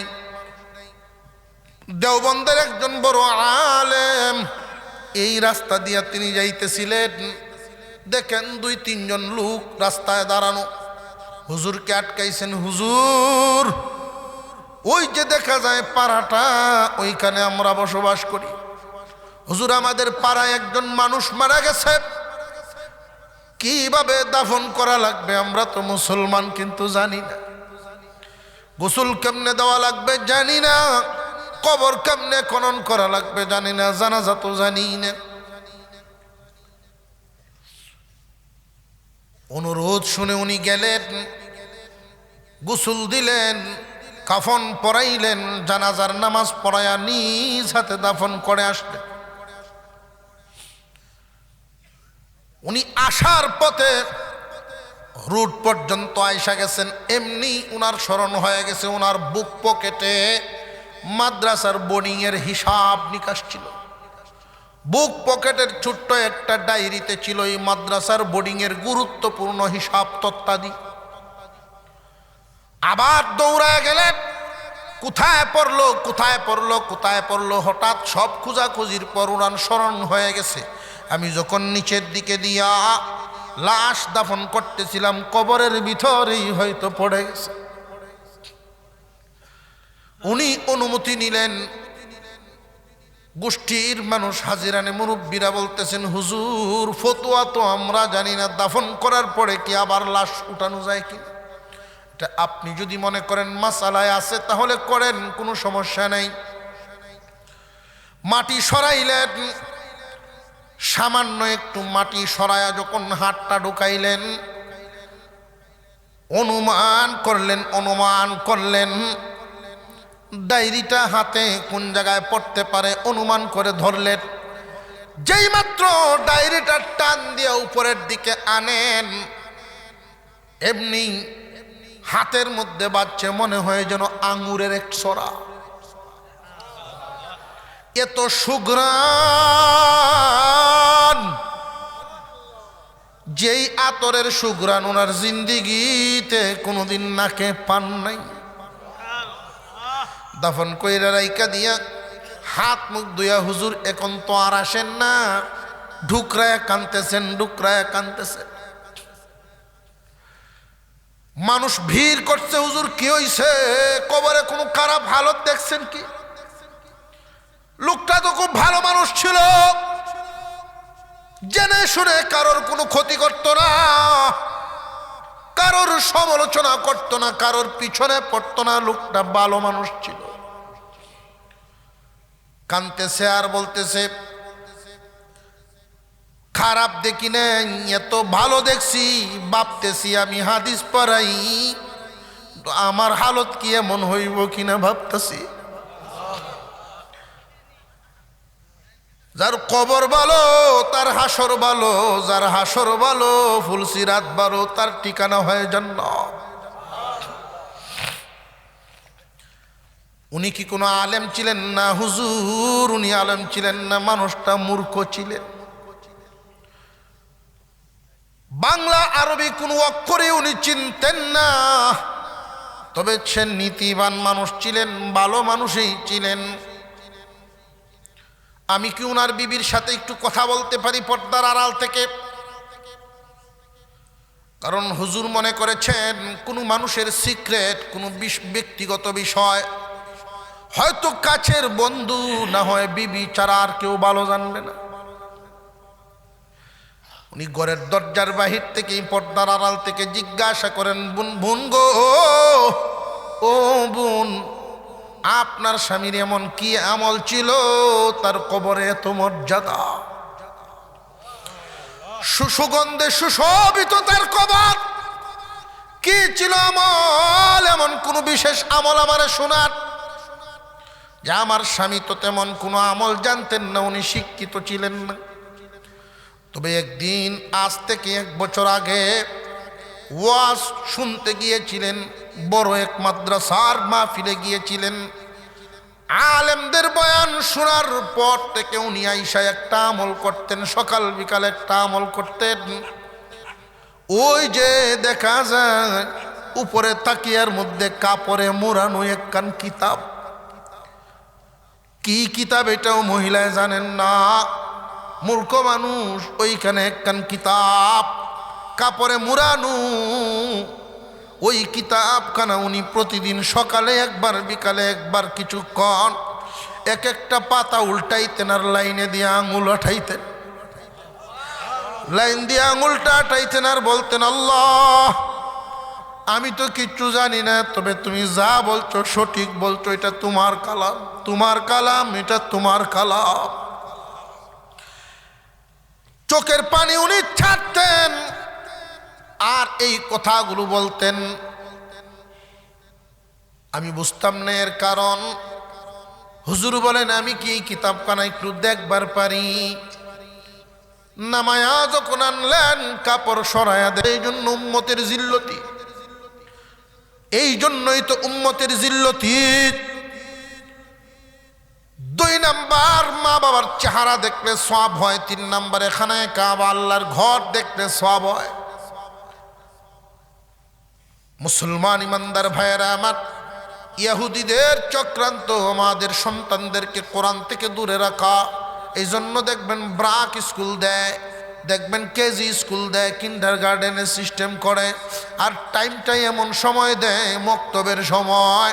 মসজিদে মসজিদে যেন মক্তবে মুসলমানের বাচ্চারা কোরআন পড়তে না পারে। খুব সাবধানে, এই ধোকায় পা দেওয়া যাবে না। সন্তান যদি কোটিপতিও হয়ে যায়, সন্তান যদি বিদেশি ডিগ্রিও আনতে পারে, শিক্ষিত বানায় ফেলেন, কোরআন না শিখান, আপনার সন্তান দুনিয়ায় কয়েকদিন বাহাদুরি করতে পারবে, কিন্তু মরলেই সে জিরো হবে। আর সন্তানকে যদি সফল বানাইবার চান, আগে শিখান কোরআন, এরপরে দুনিয়ার অন্য কিছু শিখাইবেন। আল্লাহ মানুষের বাথের জন্য কাউকে মারবেন না। কোরআন শিক্ষার ব্যবস্থা করতে হবে আমাদের, আর নইলে জিল্লতি দূর হবে না। এই যে ঠিকানা কোরআন, কোরআনুল করিম যদি শিক্ষা দেওয়া না হয়, তাহলে এই যে কোরআন, এই যে জায়গা আমাদের, এই জায়গাটার মধ্যে আমাদের শান্তি হবে না। শান্তির বস্তুটার শান্তির আনার জন্য যেটা মাধ্যম, মানুষ নামাজ পড়ে না বললাম একটু আগে, বুড়া বয়সে নামাজে লাগে। কারণটা কি? বুড়া বয়সে নামাজে লাগে না জানার কারণে। যে যেটা জানে জানায় তারে টানে, যে যেটা জানে জানায় তারে টানে। যদি জানে অবশ্যই সে নামাজ পড়বে, একবার না পড়লে আরেকবার হলেও পড়বে। কোরআন শিক্ষা থাকলে সহি শুদ্ধভাবে সূরাগুলো সে পড়বে। আমরা ছেলে হোক আর মেয়ে হোক, ছেলে মেয়েদেরকে কোরআন শিখাবো ইনশাআল্লাহ। যেন আমাদেরকে তৌফিক দেন, বলুন আমিন। আপনারা একটা বিষয় নিয়ে হয়তো মানসিকভাবে একটু কষ্ট পেয়েছেন, আমি জানি। এশার নামাজ সময়টা নিয়ে উলট পালট হয়ে গিয়েছিল। আজকের মাহফিলের যিনি আকর্ষণীয় বক্তা ছিলেন হযরত মাওলানা মুফতি নাসির উদ্দিন আনসারী সাহেব। আমাদের সময়গুলো শিডিউল করা থাকে, জ্যামের কারণে সময় মতো উনি আসতে পারেন নাই। এরপরেও ওইখানে যাইতে, আপনাদের এখানে যে তাড়াহুড়া করেছেন, নামাজ না পড়েই বিদায় হয়ে গেছেন, উনি ওইখানে গিয়া নামাজ পড়বেন বলে, তারপরেও উনি ওইখানে যাইতে আধা ঘন্টা লেট হয়েছে।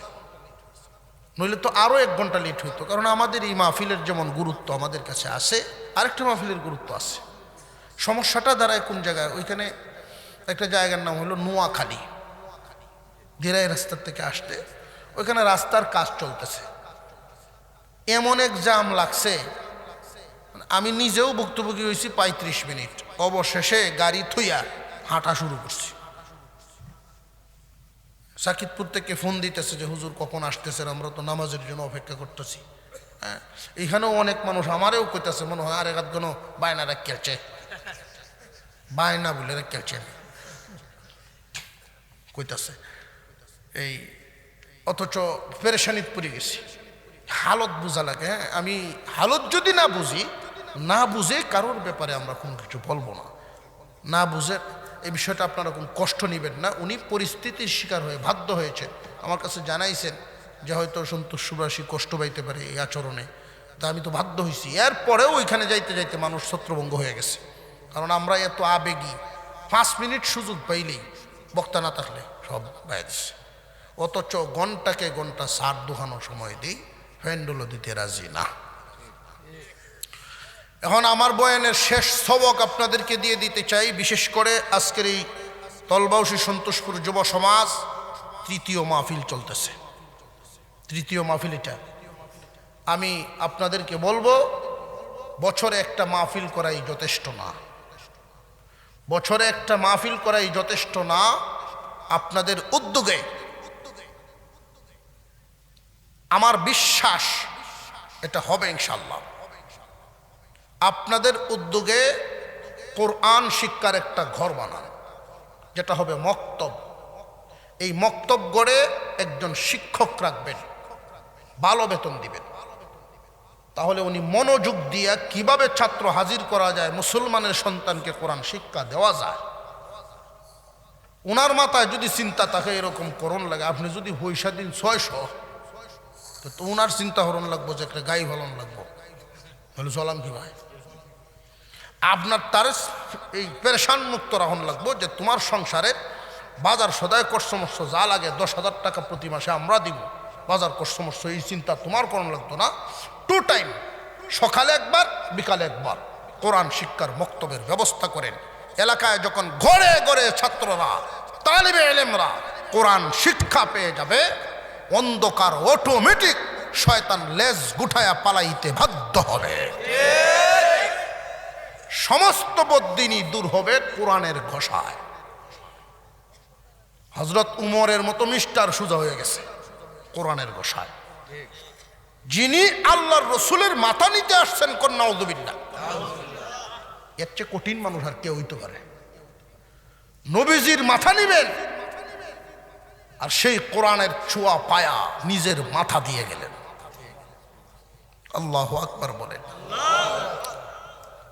এই কোরআন আপনারা ব্যবস্থা করেন, কোরআনের হেফাজত আপনারা করবেন, আপনাদেরকে আল্লাহ হেফাজত করব। আমরা যুবকরা চিন্তা ভাবনা করছি একটা মাদ্রাসা করতাম, এলাকার মানুষকে কয়ে দিলে প্রতি বছর ওয়ার্ডটা করতাম ইনশাল্লাহ। ইনশাআল্লাহ তাআলা আপনারা সকলেই সহযোগিতাটা করবেন, বড় পরিসরে না হোক, দস্তরখান প্রথমে ছোট করে বিছান।